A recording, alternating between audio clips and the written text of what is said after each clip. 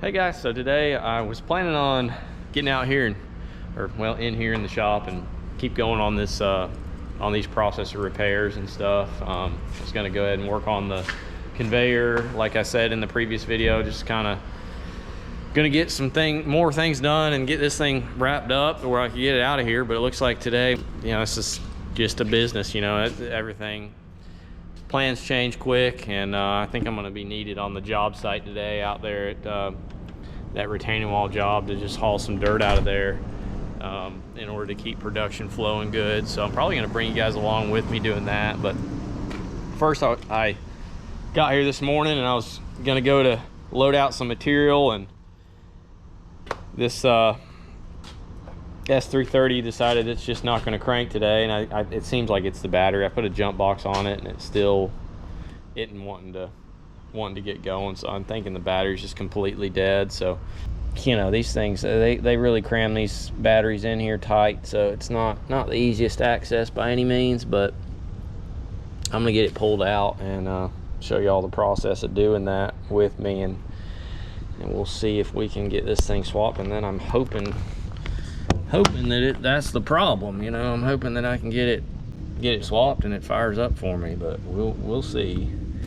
Usually a jump box would take care of it, and at least get it to start, but it's not even touching it. And I've got a good jump box that, you know, I jump all my diesel stuff with, and I never have any issues. So hoping this is the problem and we can get this battery swapped. And I'm looking, you know, I mean, once I get it out, I'll at least know the age of the battery and see if it, you know, see if I think that's the problem at that point anyway. So, but I'll go get some tools and a flashlight so I can see. You can't even see the positive terminal in there. It's so deep in there and tucked away, you can't, there's just no light back in there. So I'm gonna get a flashlight and some wrenches, and we'll get this thing out.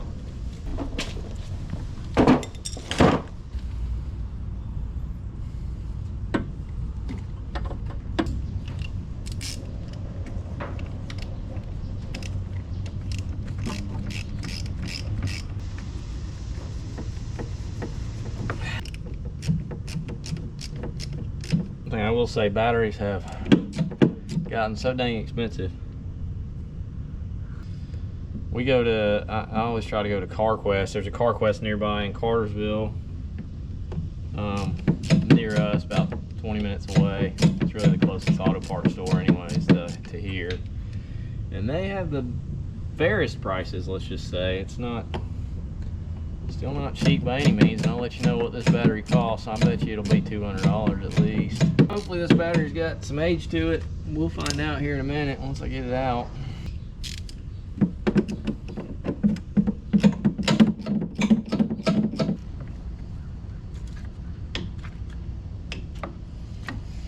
Alright guys, well, I kind of knew this would be an absolute nightmare, but for some reason, there we go.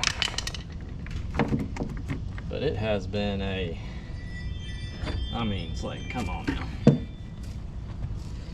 Only battery that I've found that's a little bit harder than this to get out is my wife used to have a 2013 Ford Escape, and they recommended, I mean, you about had to pull the engine to get the dang battery out. I mean, that's an exaggeration, but it was right up under the dash, basically, where the driver is. And I mean, you could get it out without taking too much stuff apart, and I fought that and did that a time or two when I needed to swap the battery, but it was a nightmare. I always dreaded it. But let's see if we can even figure out how old this battery is. My gosh, it's covered in some dirt and grease and who knows. But here, this is a Napa battery, which I would never suggest going to Napa for a battery. I don't know why we ever did that. But I don't see any markings on it. But we'll go get this thing swapped out, bring it back and put a new one in, and hope she fires up. So, all right guys, well, I got back now with the battery, and I wanted to just show you guys the receipt. Hopefully you guys can see this on camera, but went to CarQuest, and yeah, it was just say $185. So not too bad. You know, if any of you guys have a CarQuest in your area, I would definitely recommend going there versus like an AutoZone or Advanced Auto or Napa or something like that.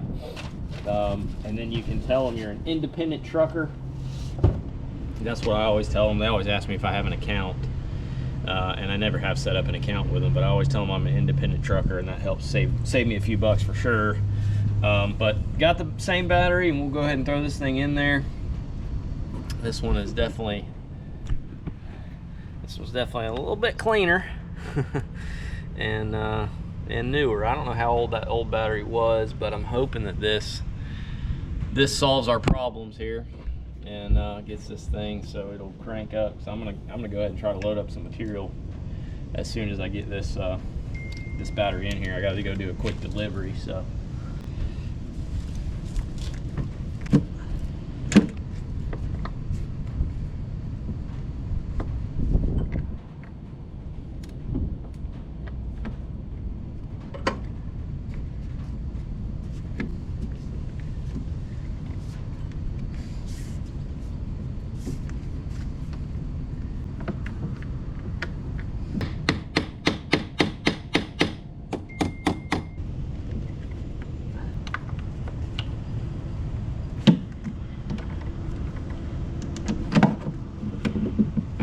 All right, now I'm just gonna get everything tightened back up. I just gotta put these on the battery clamp here that holds it down, the two nuts, and then I just gotta tighten up the terminals. And we should be good to go, I think, after that.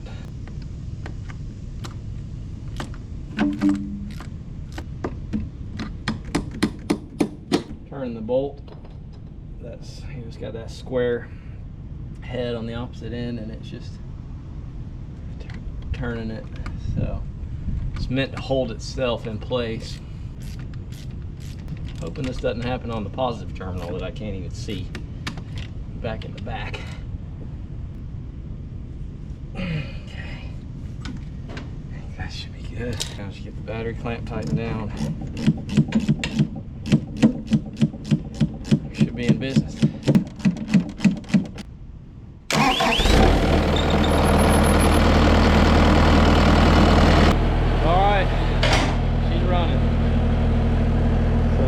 That's a relief. I'm glad that was all it was. Was it just a battery that decided to die on me today of all days? But that's always the way it goes. It just never convenient. So, but now I'm gonna go ahead and get. Well, I think I'm probably just gonna wrap this one up, and at least you guys, if any of y'all need to swap a battery on one of these, you'll know how much of a pain it is before you do it. So, but I appreciate you guys watching, and we'll catch you on the next one.